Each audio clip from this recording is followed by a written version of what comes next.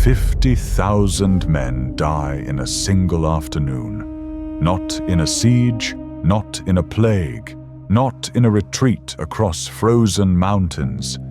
They die standing upright, packed so tightly together that the men in the center cannot raise their swords to defend themselves. They suffocate in a wall of their own bodies. They bleed into the same dust. And when the sun sets over the Apulian plain on August 2nd, 216 BC, the ground is not brown anymore. It is red for a quarter of a mile in every direction. For 2,000 years, the world has told the same story about this day. A story of a lone African genius, one man named Hannibal Barca, who outwitted the greatest military machine on Earth through sheer brilliance. Military academies on 6 continents still teach his tactics. Generals from Napoleon to Eisenhower have studied his maps.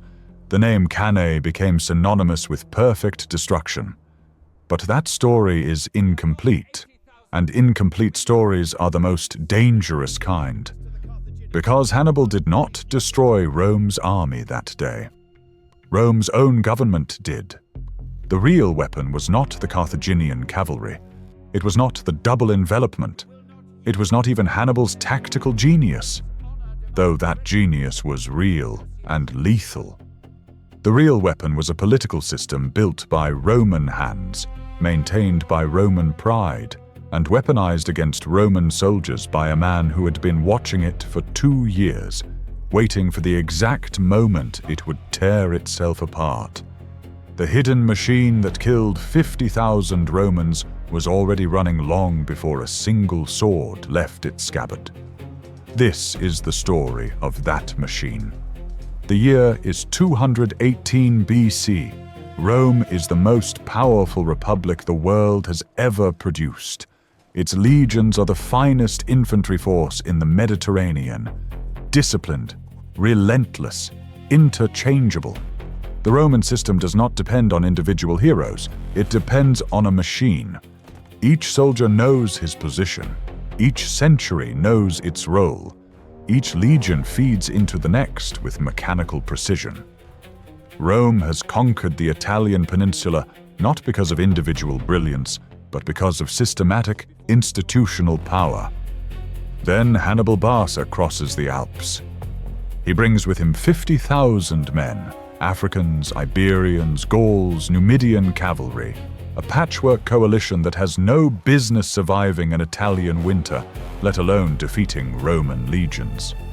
But in 218 BC, at the Trebia River, he destroys a Roman army. 30,000 soldiers dead or captured.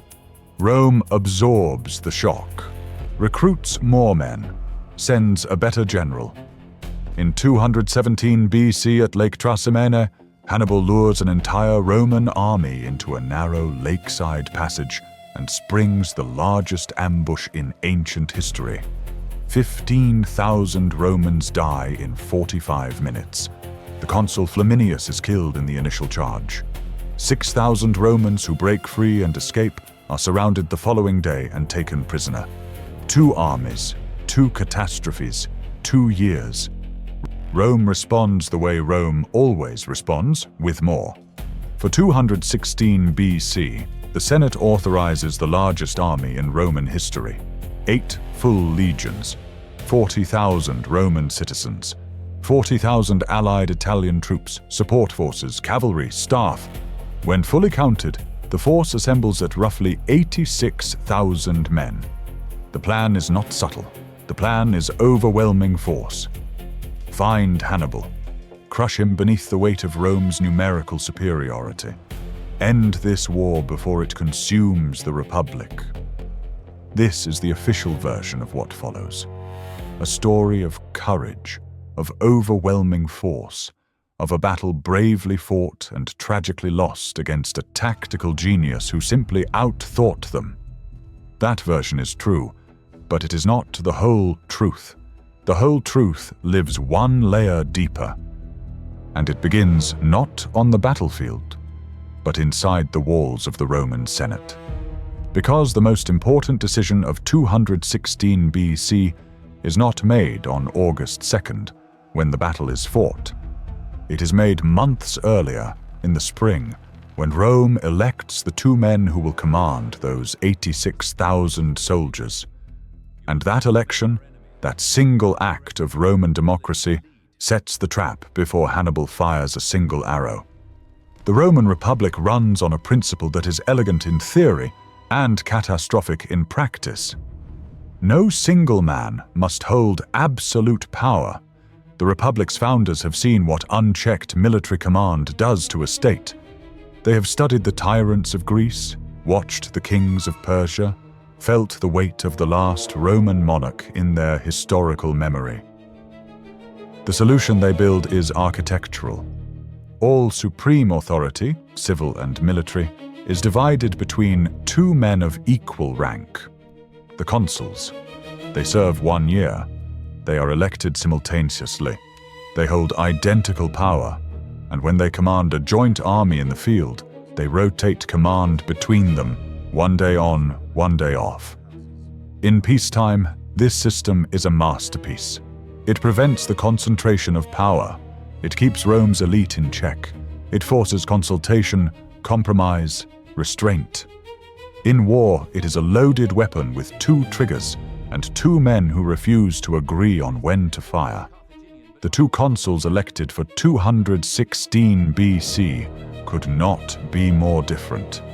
Lucius Aemilius Paullus is old money, a patrician, a man who has commanded armies before, who survived a near disaster in Illyria, who understands that war is not about courage, but about positioning. Paullus believes in caution. He believes in ground, in supply lines, in choosing when and where to fight. He has read Fabius Maximus, the dictator appointed after Trasimene, who had spent months shadowing Hannibal, refusing battle, starving his army, and Paullus respects that strategy. Gaius Terentius Varro is something else entirely. A populist, a man who has risen from common origins through the machinery of Roman democratic politics. He has never commanded a major army in the field.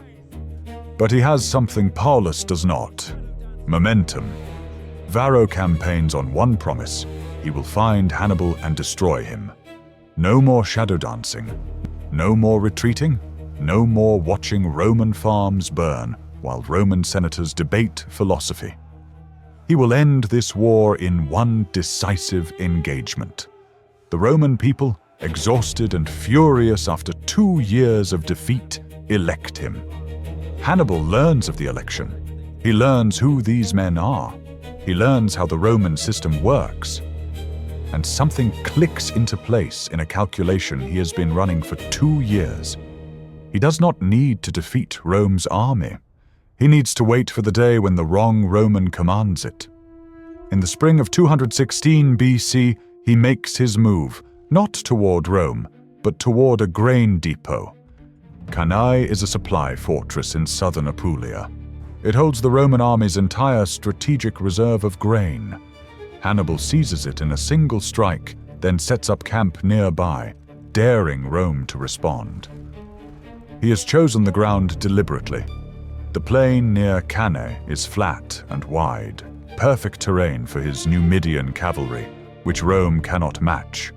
He has positioned himself between the Roman army and its food supply. Every day Rome hesitates, its men eat less. Every day Varro grows more impatient. Paullus arrives at the Roman camp and immediately argues against battle on open ground. The terrain favors Hannibal's cavalry. The numbers favor Rome's infantry, but only in a confined space. On this flat plain, Hannibal can use his horsemen to encircle any formation Rome throws at him. Varro disagrees. Varro always disagrees. They argue for days in front of their officers.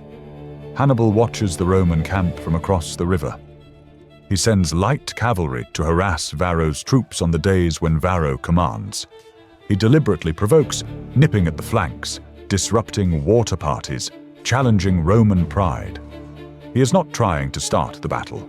He is building pressure inside the Roman command structure. He is pouring tension into a vessel that already has a crack running down its center. Then Hannibal moves his camp across the Aufidus River. He offers battle, first to Varro, then to Paullus. Paullus refuses both times. August 2nd arrives. It is Varro's day in command. The Roman army forms at dawn. 86,000 soldiers move onto the plain in the morning light, and from across the field, Hannibal sees them coming. He has been watching this moment approach for 2 years. He knows what Varro will do, because Varro has been telegraphing it since election day. The aggressive consul will charge the center. He will drive straight forward with his superior numbers, trusting the weight of Roman infantry to overwhelm anything in front of it. Hannibal arranges his army in a shape no one in Rome has ever seen. He places his best African heavy infantry, veterans in captured Roman armor, on both extreme flanks of his line. In the center he deploys his weakest troops, Gauls and Spanish infantry, less reliable, less armored. And then he does something that appears, to every watching Roman officer, like a mistake. He bulges his center forward. Instead of a straight defensive line, the Carthaginian center protrudes towards the Romans in a convex arc, like a fist pointed at Rome's chest.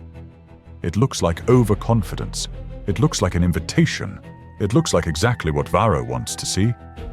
The Roman cavalry engages first on both flanks.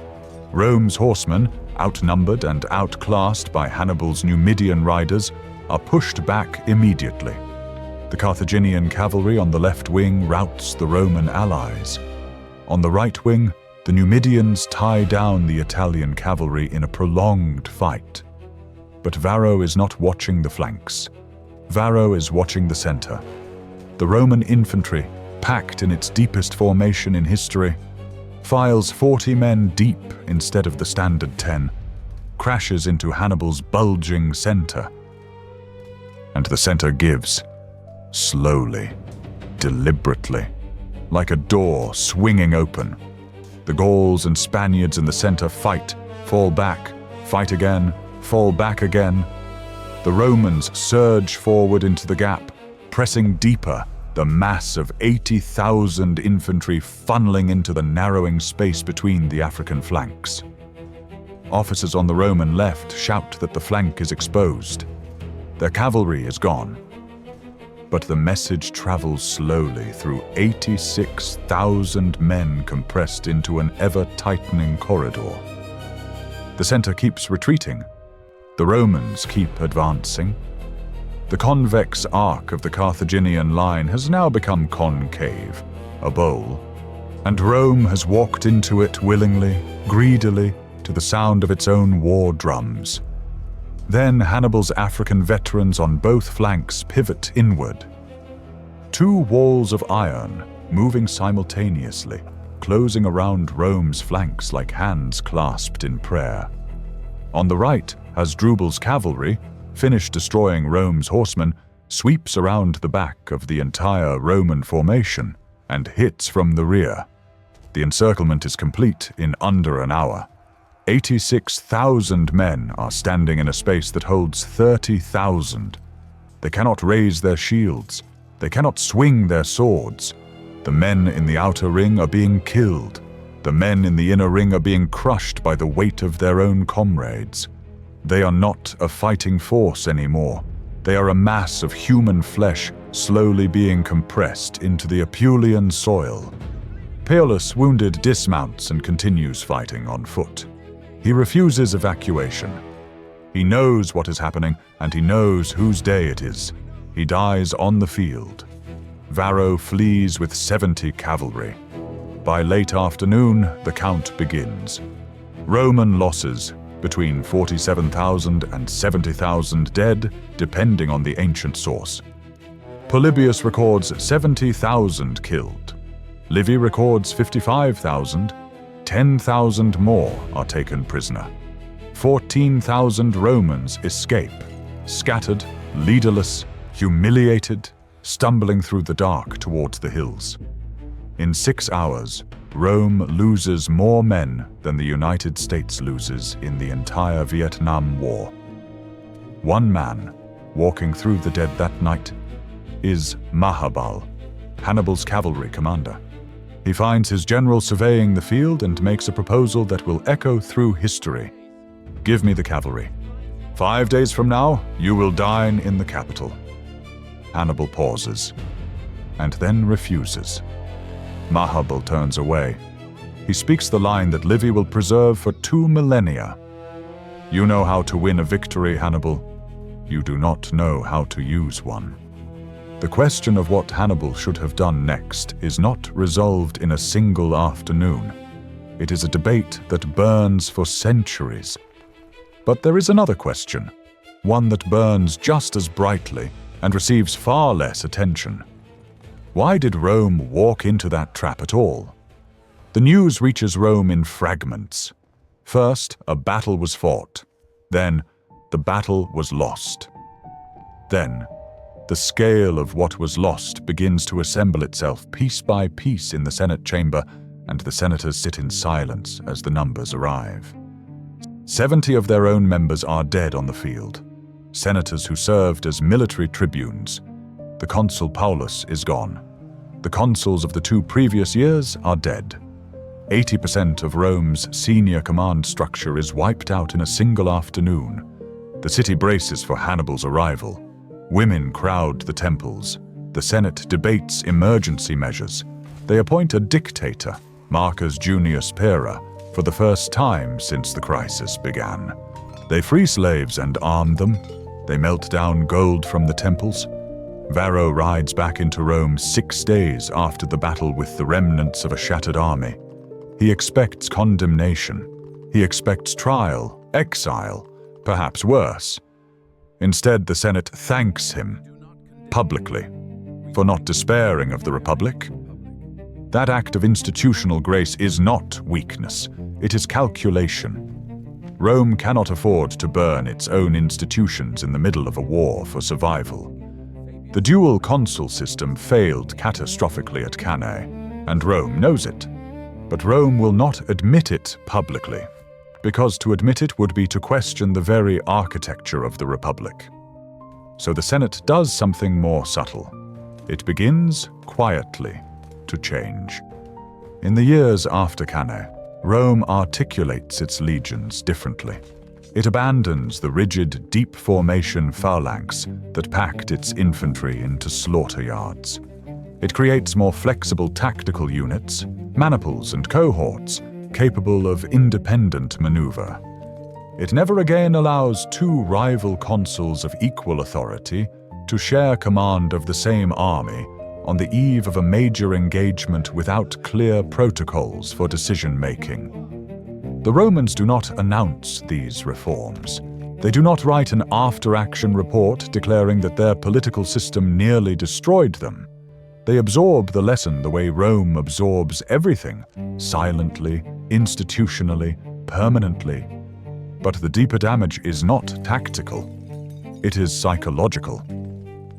12 Italian allies defect to Hannibal after Cannae, including Capua, the second city of Italy, which opens its gates to the Carthaginian army. The defections send a clear signal. Rome's invincibility, the foundational myth that holds its Italian alliance together, is broken. Philip V of Macedon signs a treaty with Hannibal. Syracuse shifts sides. The war that Rome thought it could end in a single overwhelming battle expands into a Mediterranean-wide conflict. All of it radiates outward from a single flat plain in Apulia. All of it traces back to a single political decision made months before, the election of a man whose ambition ran faster than his judgment, paired with a system that gave him equal authority over 86,000 lives on the day that suited Hannibal most. The hidden machine did not malfunction. It worked exactly as designed. The problem was that Hannibal had read its blueprints more carefully than its own engineers. 2,200 years pass. Cannae does not fade. In 1905, German Field Marshal Alfred von Schlieffen publishes a military study of the battle. His conclusion drives the planning of the entire First World War. The German strategy for a two-front war against France and Russia is built on the geometry of Cannae, an attempt to recreate Hannibal's double envelopment on a continental scale. The Schlieffen plan fails. The Western Front locks into 4 years of static trench warfare. Millions die. But the attempt itself reveals something profound. The Battle of August 2nd, 216 BC, is not a historical curiosity. It is a template. Military institutions across 22 centuries keep reaching for it because the problem it solves, how to destroy a superior force through positioning rather than strength, is permanent. Yet what these institutions keep studying is the tactics, the double envelopment, the retreating center, the encircling cavalry. They study the answer. They rarely study the question. The real question Cannae asks is not military, it is political. How does an institution fail the people it claims to protect? The dual-consul system was not designed to be efficient. It was designed to be safe. Safe from tyranny. Safe from the ambition of a single man who might use an army to make himself king. The Romans had lived through that fear. It was baked into their constitutional memory. So they built a system with deliberate inefficiencies. 2 centers of authority, 2 men of equal rank, regular rotation of control, built-in friction. And Hannibal, a foreigner, a Carthaginian, a man who had spent years studying his enemy, understood that the friction was the vulnerability. He did not need to defeat Rome's army. He needed to find the day when Rome's army commanded itself into destruction. He built a trap around a certainty, that Varro would attack, that Paullus would be overruled, that the rotation of command would deliver the impatient general to him on the morning he chose to fight. He waited, he provoked, he positioned. And on August 2nd, the machine delivered exactly what he had ordered. Consider what that means for every institution built with competing authorities, with internal checks that create paralysis, with divided command that produces inconsistency. The Romans were not uniquely foolish. They built the best republican system the ancient world had ever seen, and it still nearly destroyed them at the moment of maximum danger because an external enemy had mapped its failure mode before the Romans themselves admitted it existed. The pattern does not belong to the ancient world alone. Every organization that prioritizes its internal balance of power over its external effectiveness carries a version of this vulnerability. Every institution that cannot speak clearly with one voice in a crisis, because 2 voices have equal authority and different ambitions, holds within it a smaller version of the Cannae trap. Hannibal is not unique because he was brilliant. He is unique because he was patient. He watched Rome's system operate for 2 years before choosing his moment. He did not attack Rome's strength. He waited for Rome's strength to become Rome's weakness. And then he simply stood at the far end of the funnel and let gravity do the rest. The 50,000 dead of Cannae are Rome's price for a political system that prioritized safety over coherence at the moment coherence was the only thing that could have saved them. Think about what that costs. Think about the weight of that number. 50,000 men, each one a citizen, a farmer, a father, a son, ground into the Apulian soil, not because the enemy was stronger, but because the state that sent them there had written its own failure into law before the war began. Polybius, the Greek historian who studied this battle 40 years after it happened, who interviewed survivors, who walked the ground, wrote that Cannae was not a defeat. It was a revelation, not of Hannibal's genius, but of Rome's fatal confidence in its own machinery. Rome, he wrote, trusted the weight of its numbers, and weight without direction is not power, it is mass. And mass, in the right shape of trap, is the fuel of annihilation. The battlefield at Cannae is quiet farmland today. There is no monument grand enough for what happened there. A few archaeological markers, some excavated arrowheads and sword fragments in a small regional museum. The Ofanto River, the ancient Orpheus, still runs nearby, carrying nothing more dramatic than spring runoff toward the Adriatic. But stand on that plain on an August afternoon, when the Libeccio wind blows out of the southwest, carrying fine dust and grit from the south. The same wind that blew into Roman eyes on August 2nd, 216 BC, and the ground has a weight to it that isn't atmospheric. The dust at Cannae was once Roman blood. We began with a question disguised as a story. How does one man destroy 50,000 with fewer troops and no advantage in weapons? The answer the world has always given is genius, tactical brilliance, the perfect envelopment. And that answer is true. Hannibal's design at Cannae is as close to geometrical perfection as military history records. But the deeper answer lives inside Rome itself. It lives in the Senate chamber where Varro campaigned. It lives in the constitutional law that rotated command every 24 hours.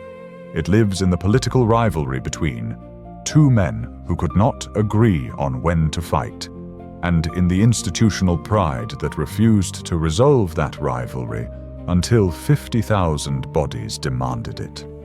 Hannibal built the trap. Rome built the mechanism that walked into it.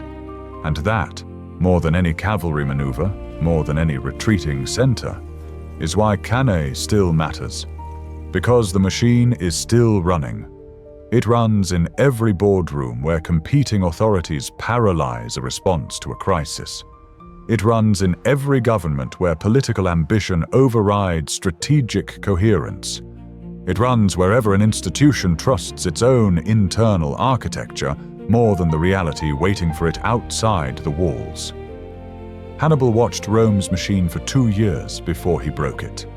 The question that deserves an answer, the one that has no comfortable resolution, is this: what machines are we running right now that someone else is already mapping from the outside, waiting patiently for the rotation of command to deliver us to the day of their choosing? The sun set over Cannae on August 2nd, 216 BC. It rose the next morning over a different world, one in which Rome's invincibility was no longer a fact, but a memory. The Republic survived, barely, slowly, through 15 more years of grinding war and institutional reform that nobody celebrated and everyone needed.